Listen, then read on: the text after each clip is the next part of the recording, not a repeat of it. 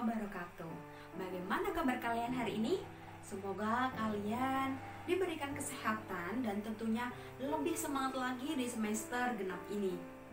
Oh iya, sebelum memulai pelajaran, marilah kita terlebih dahulu berdoa menurut agama dan kepercayaan masing-masing.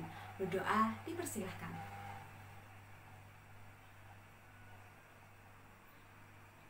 Berdoa selesai. Sudahkah kalian siap belajar bahasa Indonesia dengan Bu Desi? Kalian tahu tidak? Kali ini kita akan belajar materi apa? Ya, kali ini kita akan belajar materi. Lalu, apa saja sih hari ini yang kita pelajari selain pengertian materi ini? Yaitu apa itu teks diskusi. Sebelum kita memahami struktur teks diskusi, kita harus tahu terlebih dahulu teks diskusi ini apa sih? Teks diskusi ini merupakan sebuah teks yang berisi tentang wacana membahas suatu permasalahan. Nah, di teks diskusi ini itu selalu ada argumentasi mendukung dan argumentasi menentang. Argumentasi mendukung atau argumen itu disebut pro, sedangkan argumen menentang disebut kontra. Lalu Bu Desi, argumen itu apa sih? Argumen sendiri pengertiannya yaitu alasan yang dapat dipakai untuk memperkuat atau menolak suatu pendapat atau gagasan. Itu namanya argumen. Jadi kenapa ada argumentasi mendukung dan ada argumentasi menentang. Dari sini paham ya anak-anak?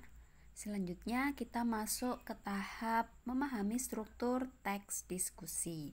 Di sini ada 3 bagian struktur teks diskusi. Yang pertama isu atau masalah.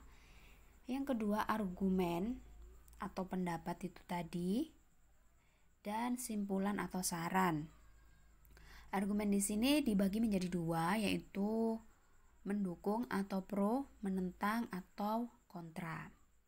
Kita bahas yang pertama dulu, yaitu isu atau masalah. Isu di sini artinya berisi masalah yang akan didiskusikan secara bersama-sama. Jadi ketika kalian ingin membuat teks diskusi, harus ada isu, harus ada masalah yang akan dibahas. Itu masalah tentang apa? Contoh, tentang full day school misalnya.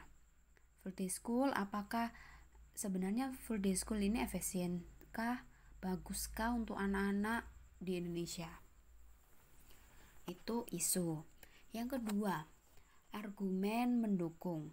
Argumen mendukung ini berisi argumen atau pendapat atau alasan yang mendukung sesuatu hal yang menjadi pokok permasalahan diskusi.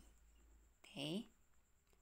Jadi kalau tadi isunya tadi full day school, ketika ada argumen mendukung, oh ya berarti Bu Desi saya setuju adanya full day school di Indonesia di tahun 2021 karena banyak anak yang jika sekolahnya tidak full day school pasti pulang sekolah akan bermain. Kalau full day school kan penuh sehari belajar, jadi pasti pulang itu sudah lelah, tidak akan ingin bermain keluar rumah dan sebagainya, misal seperti itu.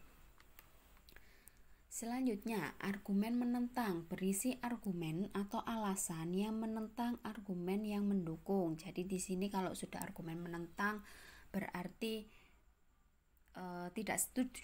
tidak setuju ya dengan argumen mendukung tadi.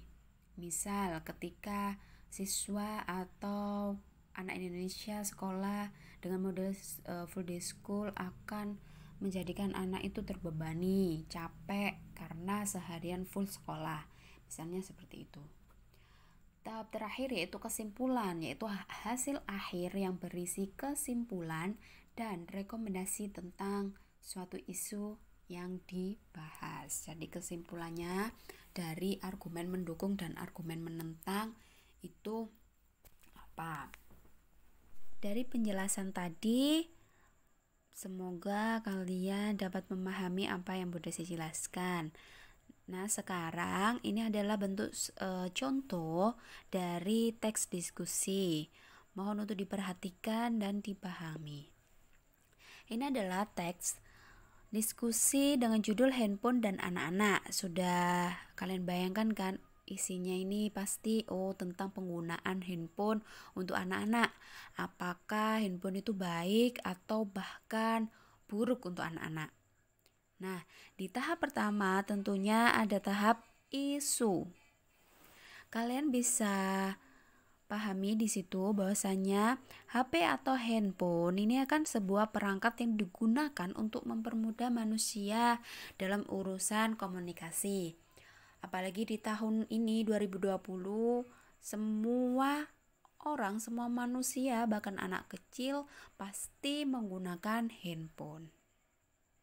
Nah, smartphone ini digunakan untuk membantu keperluan manusia. Artinya seperti anak-anak untuk tugas sekolah. Kalau orang dewasa, orang tua biasanya untuk bekerja ya. Hampir setiap orang juga memiliki handphone. Bahkan anak kecil juga. Walaupun seperti itu, banyak terjadi pro dan kontra dalam hal pemberian HP untuk anak-anak. Nah, disinilah muncullah isunya apa? Banyak terjadi pro dan kontra dalam hal pemberian HP untuk anak-anak. Nah, inilah permasalahan yang harus kita diskusikan. Selanjutnya yaitu argumen mendukung. Pihak yang mendukung atau pihak yang pro terhadap pemberian HP kepada anak. Nah, ini ada beberapa yang pro. Alasannya kenapa pro dengan pemberian HP kepada anak-anak, bahwa dengan adanya alat komunikasi ini orang tua lebih mudah dalam memantau dan mengawasi kondisi anaknya kapanpun dan dimanapun. Jadi ketika anak-anak keluar bermain atau kerja kelompok, itu masih tetap dalam pengawasan orang tua karena anak-anak membawa handphone, jadi mudah untuk berkomunikasi. Itu salah satu argumen mendukung ya, pro. Selain itu juga dengan adanya HP atau smartphone ini membuat anak lebih mudah mengakses informasi yang mereka butuhkan untuk menunjang pembelajaran di sekolah ya. Jadi ketika ada tugas dari Bapak Ibu guru, tugas mencari di internet, informasinya semua ada di internet, otomatis anak-anak mengakses informasi di internet. Itu adalah argumen mendukung. Selanjutnya yaitu argumen menentang. Ini kebalikannya ya anak-anak. Nah, sedangkan pihak yang kontra tidak setuju atau pihak yang menentang pemberian HP untuk anak-anak ini beralasan bahwa anak-anak ini belum saatnya untuk diberikan teknologi yang canggih. Disebabkan oleh apa? Disebabkan tidak semua informasi di internet itu baik. Pasti banyak pula konten-konten yang berbahaya yang tidak boleh diakses oleh anak-anak. Nah, selain itu juga dengan memberikan HP kepada anak-anak ini membuat ia menjadi pribadi yang pasif dan susah bergaul dengan lingkungan. Jadi kalau sudah dikasih handphone, ya sudah main dengan handphone, main dengan dirinya sendiri di kamar. Jadi dia tidak berinteraksi dengan lingkungan sekitarnya. Dia lebih asik bermain, entah itu bermain game, menonton film, seperti itu. Itu salah satu argumen menentang, artinya kontra. Ya. Dari sini paham kan anak-anak? Dan yang terakhir yaitu kesimpulan. Nah, kesimpulan ini otomatis dari argumen mendukung dan argumen menentang. Diambil kesimpulannya. Dapat dikatakan bahwa pemberian HP untuk anak-anak ini sebenarnya juga tidak wajib. Tetapi memang sangat diperlukan karena orang tua harus memberikan pengawasan saat ketat kepada anaknya ketika orang tua kerja dan tidak full ada di rumah. Kesimpulan lainnya yaitu orang tua juga harus mengetahui apa saja yang diakses oleh anak-anaknya dan selalu mengingatkan akan hal baik. Jadi ketika anak-anak ini mengakses informasi-informasi di dalam internet, orang tua juga harus berperan dalam mengingatkan bahwa mana konten-konten yang tidak baik dan mana konten-konten yang buruk bagi anak. Dan mana informasi atau yang tidak boleh diakses agar tidak menjerumuskan ke hal-hal negatif. Pertemuan kali ini kalian sudah memahami struktur teks diskusi. Nah, kalian dapat tugas dari Bu Desi. Di situ ada teks dengan judul Sistem Full Day School. Kalian cari isunya, argumen mendukung, argumen menentang, dan tentunya kesimpulan. Bagaimana? Kalian sudah paham kan tentang materi yang Bu Desi sampaikan tadi? Oh ya, jangan lupa tugas kalian kirimkan di.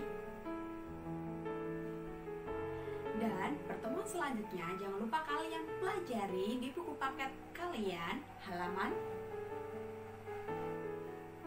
Terima kasih dan sampai jumpa. Wassalamualaikum warahmatullahi wabarakatuh.